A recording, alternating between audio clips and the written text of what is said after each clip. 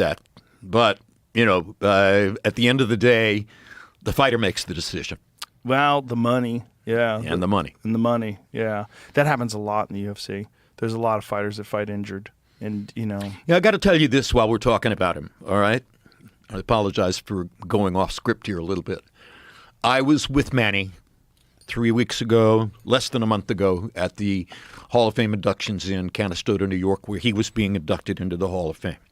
And on the night before the induction ceremony, there's a big banquet in a banquet hall at the Turning Stone Casino, and I'm sitting up on the dais between Roy and Ross Greenberg, my former boss at HBO, and right across to the left of us behind the podium is Manny. And several people spoke. I didn't know that I was going to speak. I was asked to get up and speak. I did. Roy did a speech, et cetera, et cetera. Eventually, Manny got up and made a speech. Now, I met Manny Pacquiao 24 years ago in a fighter meeting room in Las Vegas before his fight against Leshanola Ledwaba, which was his first appearance in the United States. What weight class was that? He was a kind of a throw-in opponent. What weight class was that? Yeah. So that would have been 122. Isn't that nuts? And Larry and I were 100% convinced that Ledwaba was the best 122-pound fighter in the world. We had seen him on the undercard of Louis Rockman in Johannesburg, South Africa. There's nobody who could possibly be better than that. Grace, style, hand skills, all the stuff. And I meet Manny in that room. He can't put 3 or 4 words of English together. I learn his backstory, that he survived by selling stolen cigarettes on the streets of General Santos City in the Philippines. I get and understand that his big activity outside of the gym is to go play pool. Yeah. He's a pool player in Professional level. In barrooms, exactly. Yeah, he plays very Professional good. level pool player, et cetera, all of that. And then fast forward 24 years, and he's being inducted at the Hall of Fame. And without warning, he's asked to speak that night. And he stands up and makes a 15-minute speech, maybe 12 minutes, but it was more than 10, all in English, all perfect, all more or less off the top of his head, unedited. It was brilliant. And I went to him afterward, hugged him, told him how much I loved him, and I said, Manny, I first met you 24 years ago when you couldn't put 3 words of English together. And I know that politics had something to do with this. And he said, yes, but a lot of my political speeches were in Tagalog. And I said, well, some of them were in English. He said, yes, some. And I said, I don't think there's any sport other than boxing where somebody could have achieved the kind of personal transformation that you have achieved. This is the only one. And he said, well, it sure helped me. That's for sure. Now, you probably know the story about Muhammad Ali and graduating from high school in Louisville. Yes. Okay, so just for our listeners and consumers, Ali had very bad grades. And in his senior year, he was flunking a math course. And in order to graduate, he had to pass the math course. And he was nowhere near it. And the math teacher went to the principal of the high school and said, I'm going to give him a passing grade, even though he has not performed on any of the tests and he doesn't do the homework and stuff like that. And the principal is like, why would you do this for this kid? Why would you give him a passing grade when he hasn't earned it? And the teacher said, you have to understand, he's going to be the most famous man in the world. And we cannot be the high school that denied a diploma to the most famous man in the world. That's such a crazy statement. I wonder if it's true. I wonder if it's true too, but seems like it's a fun story to tell, and is. of course it's secondhand. Yeah. You're exactly right. It is. It's so good. I don't know the teacher and I don't know the principal. I just know the story, and I know Ali's primary biographer, Tom Hauser. So maybe I got it from Tom. Yeah, I'd like to believe that that's true. I'd like to believe it's true too. It makes it more fun. Let's make a pact to believe it's true. The thing about Pacquiao that's so extraordinary is that he kept his power through 8 weight classes. That is just wild. Like what other fighter can you name that went through 8 different weight classes as a world champion? I can't. None. No, obviously.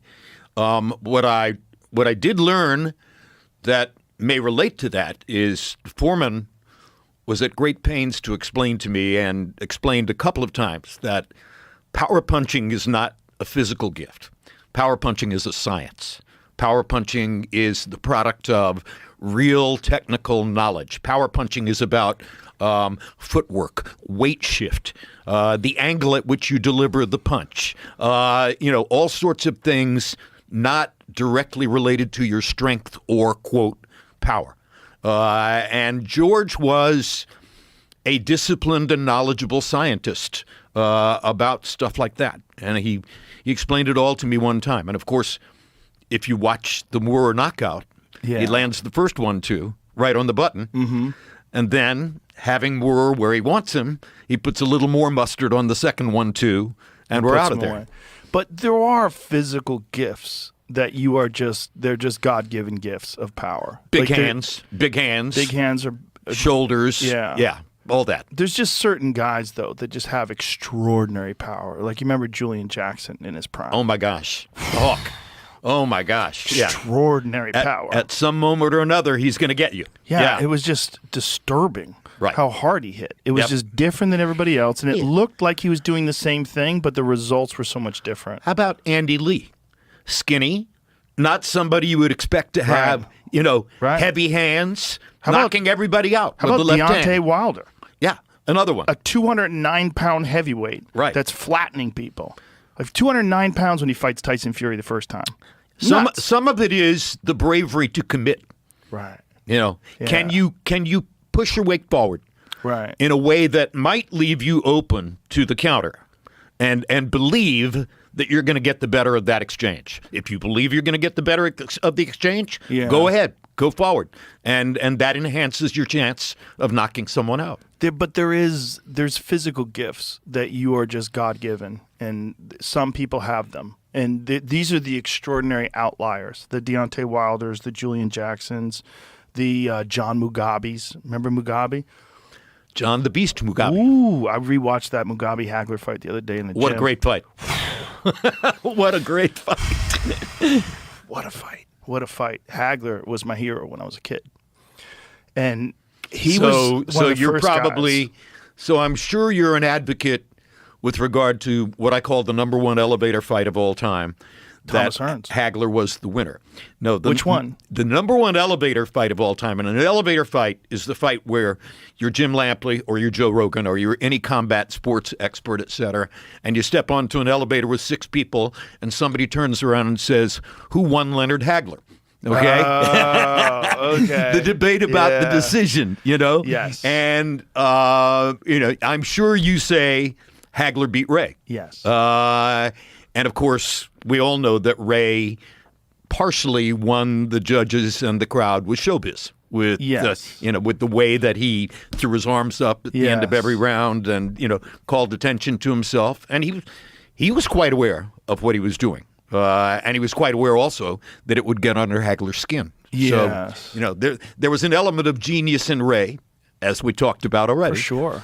That went to more than just his spectacular physical gifts. Right. Yeah, no, he gamed the system a little bit. He figured out how to flurry at the end of the rounds and make a big impression in the judges' eyes. That was a very close fight, but that fight always bothered me. And one of the things that bothered me is I felt like there were moments where Hagler could have turned it up and didn't. And then when he retired after that fight and went to Italy and became a giant movie star in Italy, the conspiratorial part of my brain was always like, was that like one of those deals where everybody assumed that Hagler was going to win? Hagler was a destroyer. Hagler had knocked out Tommy Hearns. Hagler had beaten everybody in the division, knocked out Mugabe. He was the man, You fought, right? Yeah. So you fought. I didn't. I mean, I've only talked. But because you fought, you probably have an even stronger sense than I do of how difficult the sport is. Yes. The training is difficult. Mm-hmm. The fear factor is certainly part of it. The level of concentration and devotion that it takes. It's not easy. No. Team sports are easier. For sure. And so, you know, I'm thinking that every fighter reaches a point where enough. Yes. And they might reach that point without really cognitively knowing that they've reached that point where it's enough. Right. Hagler went to Italy, as you say. Yeah. Maybe he had already reached something like enough Could be. before he fought Ray in that fight. Well, you know, he had accomplished so much, and also his training camps were the stuff of legend. I mean, he would spar 100 rounds a week sometimes, which is just insane. Hagler was a monster. I mean, his conditioning and his drive and his will and his discipline, he was a monster. He would scare the shit out of everybody just from his work ethic. I remember I told the story, there was a news piece when he was training on the Cape, and it was in the middle of the winter, and he was fighting Mustafa Hamsho, and he was running down the sand dunes screaming war with combat boots on in the winter. And I remember thinking, War! War! Because you think you're disciplined, you think you're driven, you think, you know, you're special, and then you see a guy like that. It's like he's what my friend David Goggins calls uncommon amongst uncommon men. Great line. So where does Hagler Hearns rank among your all-time favorites? One of the greatest of all time. One of the greatest fights of all time. Because Hagler just threw caution to the wind. Fuck Totally. all this boxing. Just jumped out. So did Tommy. So did Tommy. Both of them did. Tommy didn't go in with a self-protective approach. He tried to box. Remember, after he broke his hand, he tried just throwing the jab out there. You could tell early on in the first round when he broke his hand. Yes. Because from then on, he's moving, but he's already endured so much damage. Yep. I mean, they have just thrown each other into the wood chipper. Both guys were just blasting away. I Hagler hope got hurt, a lot Tommy of got people hurt. are going to listen to this and go watch Hagler Hearns on their They web have to. attachment They because have to. it's as great as anything has ever been. It was insane. I remember being in my living room when Hearns went down and just going, wow. Like, you can't believe. And this was after Hearns had knocked out Duran. And I thought nobody could knock out Duran. When Hearns flatlined Duran, I was like, good Lord. Good Lord. Like, to see Duran face down on the canvas is like, you have to check your eyes. Like, is this real? Well, did Tommy break his hand with that right hand in the first round against Hagler? Yes. Yeah. There you go. There you go. Well, Hagler, You've lost your primary weapon. he has one knockdown attributed to him in his career, and it's bullshit. The Juan Roldan fight. Bullshit. Not really a knockdown. And now we deal with Canelo, who Yeah. has had one knockdown attributed to him in his career, and in my view, it was bullshit. Which fight was that? So it was Miguel Cotto's little brother, Jose Cotto. It was the first time we had Canelo on HBO. Believe it was an undercard of a top-ranked pay-per-view. I'm not 100% certain about that. And Cotto's little brother, Jose, caught Canelo with a right-hand body punch to the chest, and Canelo hit the ropes behind him and bounced off the ropes kind of unbalanced. He didn't go down, but he came off the ropes ungainly, unbalanced, etc. And the referee, and I can't remember which referee, stepped in and very technically ruled that the ropes had held him up. So that's the only official knockdown in Canelo's career, and he didn't touch the canvas. That's crazy. Nobody has ever put him on the canvas. And this is part of what Terrence is facing as he gets ready to fight him in September, is you're fighting a guy who, up to this moment in his career, has been utterly knockout-proof. Knockdown-proof. Well, even against a guy like Bivol, who's huge. Yeah, You know, exactly. A huge light heavyweight. Yeah, but Bivol is, I'm going to say, at least 50-50 a backup counterpuncher. And they don't muster exactly the same power as a go-forward attacker. True. You notice that he hasn't fought Beterbiev, and I'm not sure that Beterbiev would be the right matchup. But For Canelo. Yeah, for right. Canelo. I think Yeah. that would be a nightmare matchup. Yeah, better be of especially, even though he's almost 40 now, right? Is he Yeah. 40? He might be 40. he might be 40, But he's still in shape, and he he's- still comes forward, and he's a naturally heavy hands, big hitter. One of the scariest of all time. at 175. He's another one of those guys. It's just like, but with him, it's volume. It's Right. not one shot, but it's this thudding volume that never ends, this constant attack. Which that is never what ends. has made his 2 fights with Bivol so Yes. spectacular to watch, Yes. because Bivol is not a make-fire fighter. Right. He's a natural counterpuncher. Right. But if you insist on making the fire, and you're Yes. strong enough to make the fire, then Bivol has to fight, Yeah. which he's done twice against Beterbiev. Well, he made brilliant adjustments in the second fight. Brilliant adjustments. He's a brilliant guy. Yeah, I mean, he really, really made the proper adjustments and the counter strikes and the movement, and he was just much better in the second fight. It's another country with very good boxing training. Oh, phenomenal! Do you Yeah. think that are they having a rubber match? I don't know. A third? I don't know. Yeah, I'm Yeah. not. I don't talk to promoters anymore, so yeah, I'm not sure about that. I hope they do. Yeah. I think it's a fantastic idea. I think Riyadh Season was trying to put that together. I think they're trying to put together a third fight, and I really hope they do make that fight. Go Turkey. Yeah, you kind of have to do it now before Beterbiev is just. He's probably past his prime already. 41, 42, etc. Yeah. These numbers sound forbidding. Yes, But still, even as a guy- remember, Foreman was Yeah. 45. Right. What did he still have? Right. Power. Right. Okay. True. And skill, the skill thing. Like here's the best example of that: Bernard Hopkins, who has maintained their skill deep into their 40s.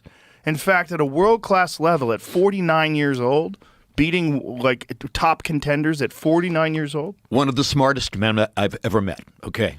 Bernard Hopkins is smart beyond smart. He has PhD type intelligence. He really does. And he was also a very critical and thoughtful self-examiner.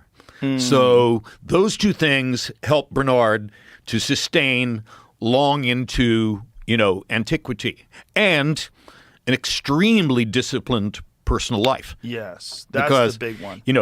He kept his prison tattoo on his arm. And he kept that number on his arm to remind him that he was never going to go back. And I asked him one time, I said, what's the hardest thing you've ever done? And he said, well, the hardest thing I've ever done was to walk off 9 in the neighborhood in which I grew up. I said, what do you mean walk off 9? 9 years of probation. 9 years of living on and in the same streets where I was the king of the streets when I was on the other side of the law. 9 years of reminding myself that I could never go back, that my behavior had to change completely. That's what he called walking off 9. Wow. What a phrase, huh? Yeah, what a phrase. What a guy. Yeah. Really, what a guy. Well, I remember when he was middleweight champion and he wasn't getting the credit that he felt like he deserved, and he was, squabbling with promoters, and they kept him on the shelf. I'm like, my God, he's like wasting away in the prime of his life. And I felt like we were going to miss out on the prime of his life. And then here he gets into the Felix Trinidad fight. And I was like, this is crazy watching this guy completely outclass Tito Trinidad. I'm like, this is nuts. Of all the fighters I've ever known, if you were to ask me, who is the one most likely to still be holding every dollar he ever made? That's Bernard. Right. Okay. He gives nothing away. And he protects himself. He protects his family. He protects everything about his experience in an extremely devoted way. Why? Walking off 9. Wow. Never wants to go back. Wow. Well, those are the stories that are so inspiring about boxing, right? The people that have used boxing as a vehicle to get out of their circumstances. Totally. Yeah, and Bernard's one of the greatest examples imaginable. Yeah. I love him. Yeah. I had him on my show, The Fight Game on HBO. I had him do technical pieces because he was better than anybody at explaining footwork, technique, etc. Andre Ward could have done it too, but Andre was still fighting at that period of time. Yeah, that was a great show, man. That was another bummer when HBO stopped doing boxing. Well, look, But it had to be I successful say, for them. That's I what I like don't to say understand. this, it wasn't HBO, okay? The minute that Time Warner was bought by a bunch of cell phone salesmen from Dallas, AT&T, the character of the operation changed. And the first thing that went away was boxing. It's in my book. You'll read it. There's an anecdote about me at a post-Emmy Awards or post-Golden Globe Awards event in Hollywood shortly after AT&T had purchased HBO. And I was seated at the table of Richard Plepler, the longtime brilliant chairman of HBO, my beloved boss. And Plepler said, "See that guy over there in the gray suit?" And I said, "Yeah." He said, "That's your new boss. That's John Stankey, the CEO of AT&T. I think you ought to go say hello. I think you ought to go meet him and just spend a little time with him." So I took his advice. I went over and had a 10-minute discussion with Stankey. Very nice, very cordial, fun. And I walked back to Plepler's table, and he said, "So what do you think?" I said, "I think boxing is dead." He said, "I agree with you. I just wanted to be sure that we were on the same page." Oh, God. Yeah. So it was clear. It was clear from that moment that they were not interested in going forward with something as... Why did you think boxing was dead? Why'd you say that? Well, I mean, I could just tell from the way in which he spoke to me and so you weren't saying it based on your personal opinion. The diffident replies to questions like, "Are we going to do this fight? What do you think about that?" Stuff like that. It was abundantly clear that they saw it as a negative rather than a positive. And in public perception or profitability? Profitability. Really? Too many unpredictables in boxing. You schedule a show, somebody gets hurt, etc. I think they didn't want that kind of real life upheaval, and also they saw it as unsavory, or at least it felt that way to me. Yeah. So yeah. Well, this goes to the fact, and you know this as well as I do, or maybe better. People from outside combat sports don't understand combat sports. No. You're either in the culture and you get it, or you're not. Right. And when I first started calling fights, I was assigned to call boxing at ABC Sports by an incoming new president of the sports department who wanted to get rid of me. And who thought that I would be such a misfit in boxing that if he assigned me to boxing, the audience would reject me. Really? That they would see me as the successor to Cosell. That would cut my throat. And then I would walk away from my contract, which is what he wanted me to do. He thought my contract was absurd, too lucrative. He didn't like the guarantees for relative to exposure.